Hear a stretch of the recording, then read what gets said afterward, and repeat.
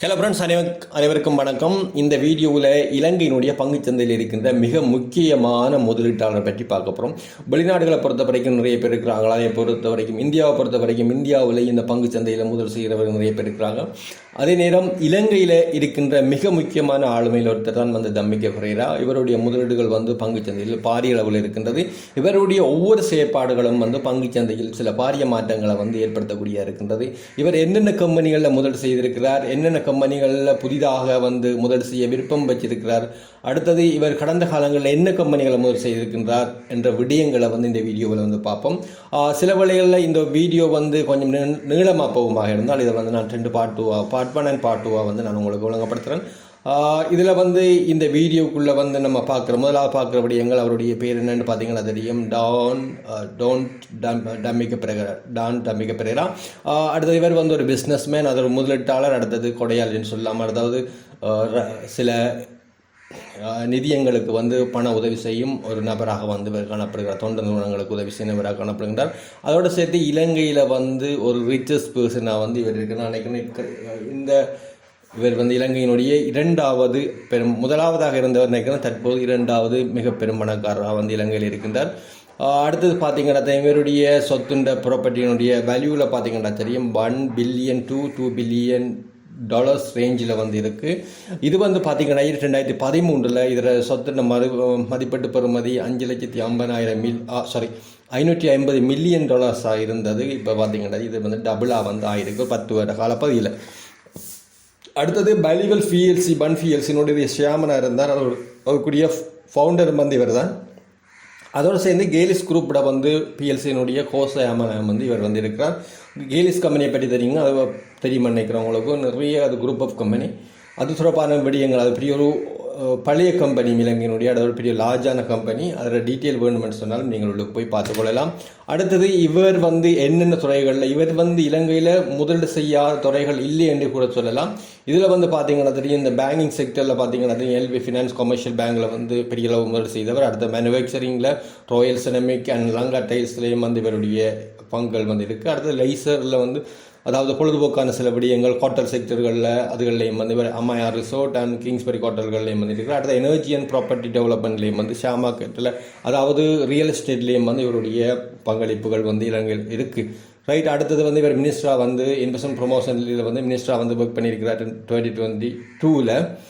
அடுத்தது இலங்கையில் இருக்கின்ற மிக முக்கியமான ஒரு அவராகவே செல்மேட் பில்லியனராக இவர் கருதப்படுகின்றார்.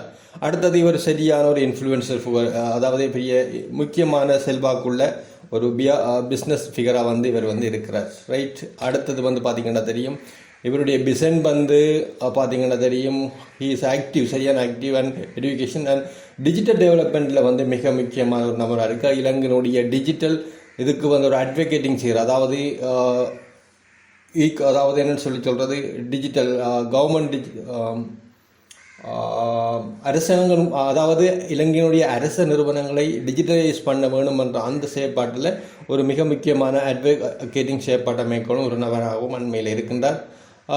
அடுத்த விடயங்கள் பார்த்தீங்கன்னா தெரியும், 2021 இவர் என்னென்ன கம்பெனிகளில் ஷேர் முதலீடு செய்திருந்தார் என்ற விடயங்கள் இருக்குது. இதில் பார்த்தீங்கன்னா தெரியும், ஒரு அளவு திட்டங்கள் பார்த்தீங்கன்னா வேலிவல் பிஎல்சின்னு அவருடைய சொந்த கம்பெனி, வேலிவல் பண்ண LB Finance, Royal Ceramic, Lanka Walltiles, Lanka Tiles, Swisstek Ceylon, Horana Plantation and Fortress resort.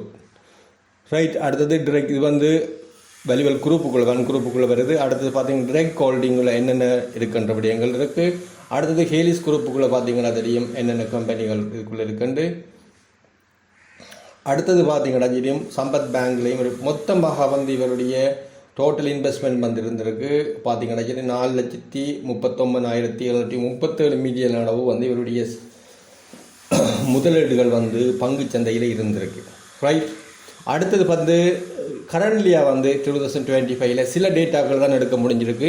இதில் பார்த்தீங்கன்னா தெரியும், இந்த வேலிவல் 1 பிஎல்சியில் 63.48% ஷேர்ஸாக வச்சிருக்கிறார். இவர் தான் மேயர் ஹோல்டர். நார்மலாக 51 டிசிஷன் மேக்கிங்கில் ஒரு டிரெக்டர் லெவலில் இருக்கணுமாக இருந்தால் சாதாரணமாக ஒரு கம்பெனியில் 51% ஷேர்ஸை வந்து கை கொண்டு வச்சுருப்பாங்க. அதாவது ஓனர்ஷிப்னு சொல்லி சில முக்கியமான தீர்மானங்கள் எடுக்கிறதுக்காக வேண்டி இப்படியான தீர்மானங்கள் எடுக்கிறதுக்கான இப்படியான வச்சு கொண்டிருப்பாங்க. அதில் பார்த்தீங்கன்னா தெரியும், பெலிவெல்லும் அண்ட் கேலிஸும் வந்து இவருக்கு 51% மேற்பட்ட ஷேர்ஸ் வந்து இவர கண்ட்ரோல்லே வந்து இருக்குது.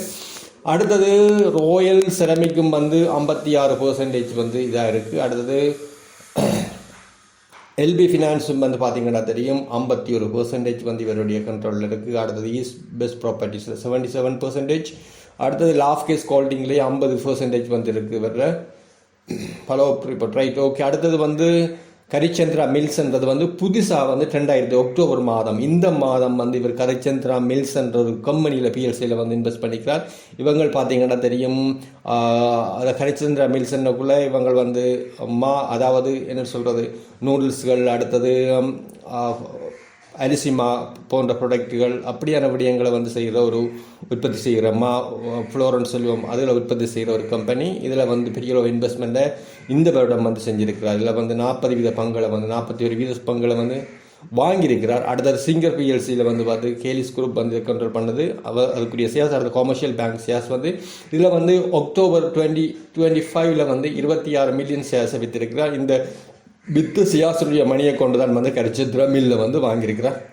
இவர் கொமர்ஷியல் பேங்கில் குறிப்பிட்ட அளவு ஷேர்ஸை வந்து குறைச்சி அடுத்தது கரிச்சந்திரா மில்லுக்குரிய ஷேர்ஸை வந்து வாங்கியிருக்கார். நான் நினைக்கிறேன் இந்த கரிச்சந்திரா மில் ஷேர்ஸில் வந்து இவர் வாங்கினதுக்கு பிறகு இதனுடைய ப்ரைஸ் வந்து டபுள் மடங்கு வந்து அதிகரிச்சிருக்கு. நான் நினைக்கிறேன் 300 லட்சம் போன ஒரு ஷேர்ஸ் வந்து இப்போ நினைக்கிறேன் 700 லட்சத்துக்கு மேலே வந்து நான் போய் கொண்டிருக்கேன் கரிச்சந்திரா மில். முடிஞ்சால் நீங்கள் போய் செக் பண்ணி பார்த்துக்கொள்ளுங்க. அடுத்தது செலான் பேங்க் பிஎல்சி வந்து அதுலேயும் வந்து கொஞ்சத்தை வந்து வித்துட்டார். வந்து செலான் பிஎல்சி ஷேர்ஸை வந்து வித்திருக்கிறார். அக்டோபர் 25 வந்து கொஞ்சத்துக்கு வந்து குறைச்சிருக்கிறார். அடுத்தது வந்து லங்கால் டைஸ், லங்கா செராமிக், அடுத்தது கிங்ஸ்பெரி காட்டல் உடையது, அமான எலைசர், அடுத்தது ஈஸ்டர்ன் பெஸ்ட் ப்ராப்பர்ட்டி. இவ்வளவும் வந்து இவர் முக்கியமான முதல் செய்துள்ள துறைகள். ரைட். அடுத்த ரீசன்ட் இன்வெஸ்ட்மெண்ட் வந்து பார்த்தீங்கன்னா தெரியும், இவர் வந்து 74.7 கண்ட்ரோல் அந்த ஈஸ்ட் வெஸ்ட் ப்ராப்பர்ட்டி பிஎல்சினுடைய ஷேர்ஸை வந்து 77.4% வந்து கண்ட்ரோலிங்கில் எடுத்திருக்கிறார். இதில் டோட்டல் பணமதி பார்த்தீங்கன்னா 3.2 பில்லியன். அடுத்தது கரிச்சந்திரா மில்ல வந்து 10.57 பில்லியனுக்கு இவர் வாங்கியிருக்கிறார். 40% ஷேர்ஸை வந்து வாங்கியிருக்கிறார். அடுத்தது பார்த்தீங்கன்னா கமர்ஷியல் பேங்கினுடைய ஷேர்ஸை வந்து 5.5 பில்லியன் அளவு வந்து ஒரு டிரான்சாக்ஷனில் வந்து அதனுடைய பங்களை வந்து வித்திருக்கிறார். அடுத்தது வந்து அடுத்த வேல்யூபிள் பிஎஸ்சிலேயே வந்து நினைக்கிறேன் 1 பிஎல்சி 63% ஷேர்ஸை வந்து இப்போ வச்சு கொண்டிருக்கார். அதே மாதிரி கேலிஸ்லேயும் வந்து 51% ஷேர்ஸை டிரெக்ட் இன்டிரெக்டாக வந்து வச்சு கொண்டிருக்கிறார். அடுத்தது லோக்கல் ஃப்ரெஷ் வந்து கமெண்டேஷன் நெட்வொர்க் சொல்லுங்க மன்சூ ரைட். அதுகளாங்க ரைட். இவ்வளவுதான் இதில் இருக்கிற மிக முக்கியமான விடயங்கள்.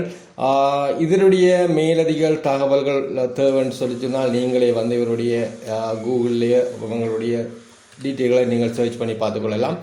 இப்போ நமக்கு மிக முக்கியமானது இவருடைய அண்மை காலங்கள், இனிவரும் காலங்களில் இவருடைய செயற்பாடுகள் என்ன, புது கம்பெனிகளில் இவர் முதலீடு செய்கிறான்ற விவரங்கள் வந்து அறிந்து கொண்டமாக இருந்தால் அது கூடாக நாமளும் வந்து குறிப்பிட்ட கம்பெனிகளில் வந்து சில பங்குகளை வந்து வாங்கி வச்சுக்கொள்ளலாம். ஏனென்றால் இவருடைய முதலீடுகள் பார்த்தீங்கன்னா தெரியும் நீண்ட காலம் அடிப்படையானது.